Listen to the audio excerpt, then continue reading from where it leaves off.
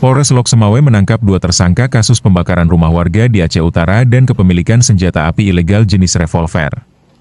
Wakapolres Kompol Salmidin mengungkapkan, pelaku berinisial EJ ditangkap pada 6 Juli 2025 di rumahnya di Gampong Pante, Kecamatan Syamtali Rabayu. Dari lokasi, polisi menemukan senpi rakitan jenis revolver dan 6 peluru kaliber 9 mm yang disembunyikan di belakang AC portable. EJ mengakui membakar rumah warga di Gampong Beunot pada 7 April 2025 dini hari. Ia juga menyebut mendapatkan senpi dari tersangka M, yang kemudian ditangkap pada 8 Juli di Aceh Barat. M mengaku membeli senjata tersebut dari rekannya berinisial R di Pekanbaru, dengan dalih untuk koleksi. Terkait pengungkapan kasus berdasarkan laporan polisi LPB 56 4 Romoe 2025 di SPKT, waktu kejadian pada hari Senin tanggal 7 April 2025 sekitar 01.40 WIB.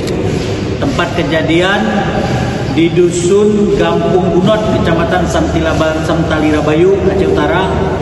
Identitas tersangka ada 2 orang, ada di belakang. Yang pertama berinisial JJ, laki-laki, pekerjaan wira swasta, alamat di Gampung Ali Putih. Tersangka kedua inisial M, laki-laki, pekerjaan petani, alamat Dusun Timur, Gampung Pulau Blang Mangat, Kecamatan Syamtali Rabayu. Untuk barang bukti yang berhasil kita amankan, 1 pucuk senjata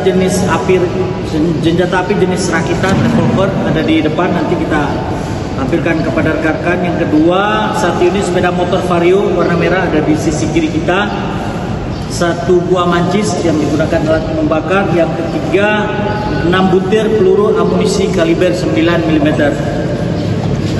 Untuk tindak pidana yang dipersangkakan menyebabkan kebakaran kepada kedua tersangka, yaitu pasal 187 ayat 1 huruf E KUH pidana dengan ancaman 12 tahun pidana.